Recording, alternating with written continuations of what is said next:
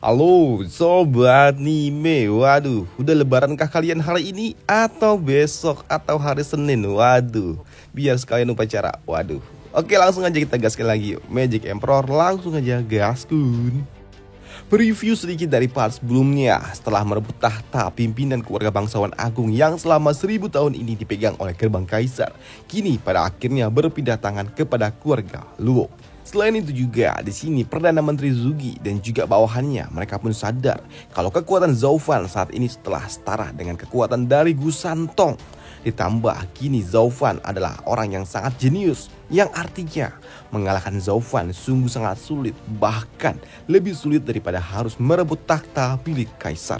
Dan melihat kondisi atau posisi Zhou Fan yang sungguh sangat mengancam untuk dapat mengganggu rencana mereka di masa depan, membuat penjaga dari Perdana Menteri ini, ia pun berujar, Perdana Menteri, menurut saya ancaman yang akan diberikan oleh Zhou Fan ini sungguh sangat luar biasa.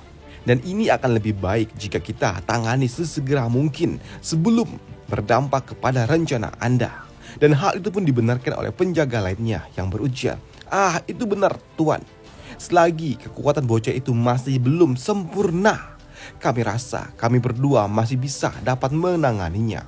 Maka dari itu, tolong berikanlah perintah kepada kami agar Anda tidak kesulitan lagi di masa depan. Tidak usah terburu-buru. Bocah itu, Zhou Fan itu, ia masih belum menjadi musuhku. Bahkan ia kini sangatlah membantuku dalam menjalankan rencanaku. Karena memang menyingkirkannya lebih awal cuma akan memberikan keuntungan bagi pihak ketiga. Dan jelas, aku tidak akan sudi membiarkan ada pihak lainnya yang akan menikmati hasil karyaku.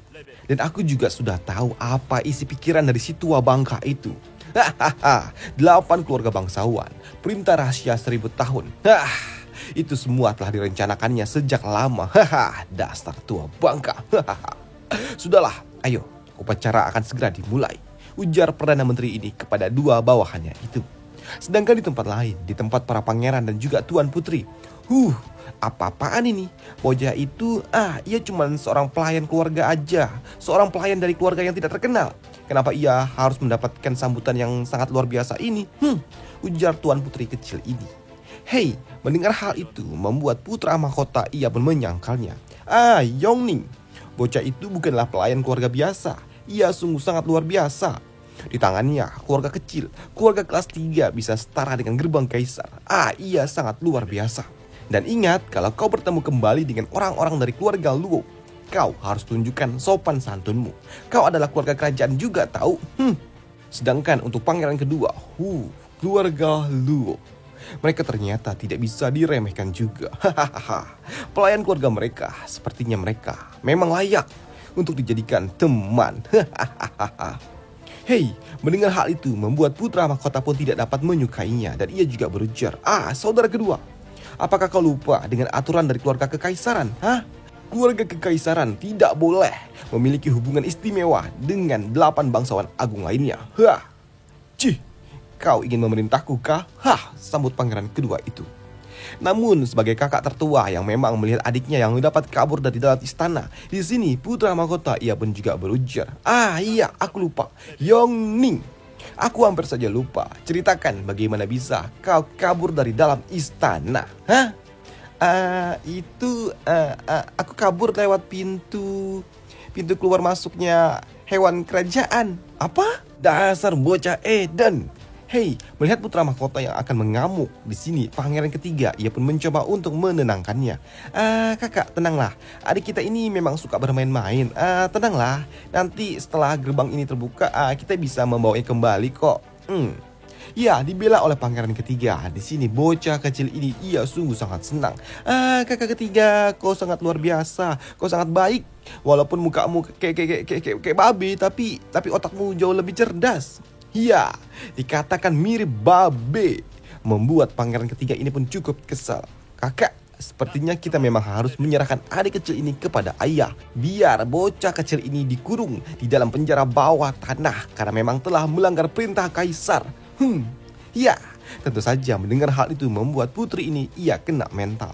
Namun tak lama setelahnya, kini gerbang menuju pusat istana akhirnya pun terbuka. Dan kini 8 keluarga bangsawan agung, mereka pun mulai memasuki gerbang mereka masing-masing. Dan itu juga kelak akan diikuti oleh keluarga bangsawan kecil lainnya. Dan mereka akan memilih gerbang mana yang akan mereka masuki untuk dapat menentukan keluarga bangsawan mana yang akan mereka layani. Dan tentunya untuk keluarga Luo, mereka yang memasuki istana sebagai status baru sebagai keluarga bangsawan agung membuat mereka pun sungguh sangat terkesima dengan istana kekaisaran Tianyu yang memang sungguh sangat megah. Dan untuk Zhao Fan yang memang melihat istana kekaisaran dijaga oleh ribuan orang, membuatnya pun berujar, "Wah, berdasarkan dengan warisan yang mereka miliki, yang dimiliki oleh keluarga bangsawan agung. Warisan milik keluarga kekaisaran sepertinya memang yang terbaik di antara keluarga bangsawan lainnya." Namun di sini sebelum mereka berjalan menuju kaisar, mereka pun masih harus melewati kolam penyucian sebelum dapat bertemu dengan kaisar. Dan kini di ujung jalan terdapatlah sebuah bangunan yang memang di dalamnya terdapat kaisar, dan pintu itu jelas dijaga oleh para penjaga yang sangat kuat. Dan untuk Yun Hai, jelas ia pun tahu siapakah orang itu. Karena orang itu ternyata adalah Marshal Dugu. Dan yang ada di sebelahnya adalah Perdana Menteri Zuki. Namun kedua master ini, mereka pun tidak peduli dengan keluarga Luo. Tapi mereka fokus langsung ke arah Zhao Fan. Dan tak lama setelahnya, para penjaga pun ada yang berujar, "Kaisar telah tiba." Dan begitu pintu itu dibuka, kini dari dalam bangunan itu, kaisar ia pun muncul, ditandu oleh para penjaga, dan tentunya ia dihormati layaknya seorang kaisar. Dan untuk kaisar sendiri, fokusnya ternyata tidaklah kepada keluarga Luo, tapi jelas langsung ke bintang utamanya, yaitu Zhao Fan.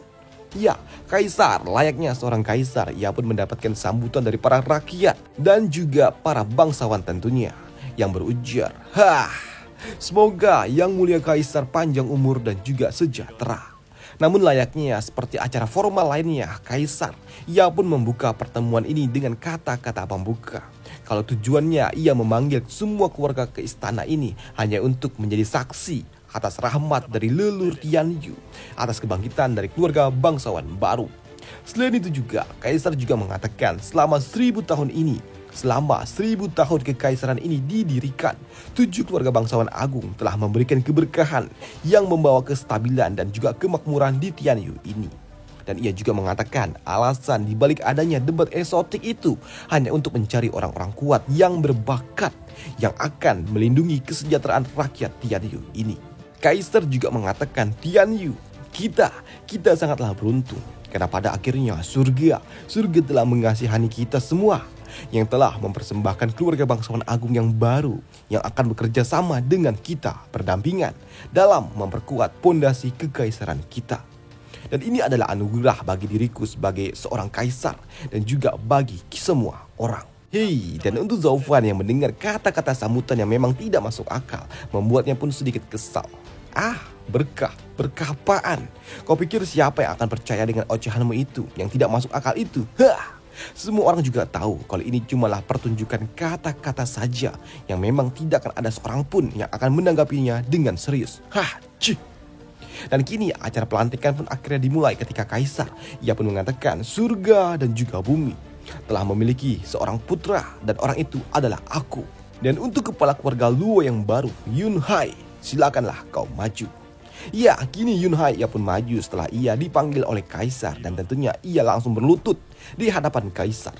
Ya, melihat Yun Hai yang berlutut di sini, kaisar pun juga berujar, "Luo Yun Hai, ayahmu telah pergi saat kau masih muda dan keberanianmu itu sungguh sangat luar biasa yang dapat memimpin keluarga Luo melangkah maju. Dan kau juga telah mengikuti jejak dari Marshal Dugu di dalam pertempuran dan menunjukkan keterampilan yang sangat luar biasa di dalam debat esoterik itu. Dan kau adalah salah satu contoh teladan sejati. Maka dari itu, aku, Kaisar Tianyu, akan menganugerahkan gelar keluarga bangsawan agung ke-8 untuk keluarga Luo. Dan kota angin akan menjadi pusat keluarga Luo. Serta keluarga Luo akan mendapatkan ratusan kota kecil yang berada di bawah kendalinya. Dan kalian juga diizinkan untuk memiliki sebuah mansion yang ada di ibu kota kekaisaran." Hei, mendengar itu sempat membuat Yun Hai pun sedikit terkejut bagaimana bisa mereka mendapatkan mansion di ibu kota yang sebelumnya itu adalah milik para pangeran. Dan untuk Zhao Fan yang mendengar itu semua, doi pun hanya berujar, hahaha, Kaisar, kau memberikan gelar ini dengan niat jahat dan kau ingin menjadikan gerbang Kaisar dan juga keluarga Luo sebagai pihak yang berlawanan, bukan? Rencana busukmu itu tidak buruk juga, tapi rencanaku itu berbeda karena aku berencana untuk menarik gerbang Kaisar keluar dari dalam permainan ini. Dan beruntungnya gerbang Kaisar juga, mereka juga tidak terpengaruh dengan ejekan dari kalian. Kaisar tua, kau memang orang tua yang kampret rupanya. Kau ingin menggunakan keluarga kami sebagai umpan rupanya. Tapi aku juga tidak peduli dengan itu semua karena dengan adanya ratusan kota yang akan bekerja di bawah keluarga Luo, itu akan memberikan sumber daya kultivasi yang sangat besar bagi diriku. Dan setelah alur cerita dari Magic Emperor minggu ini, hari ini, dan sampai jumpa besok. Besok sepertinya itu adalah pengangkatan Zhao Fan sebagai kepala pelayan terbaik, dan calon Perdana Menteri. Dan sampai jumpa di video selanjutnya. Bye.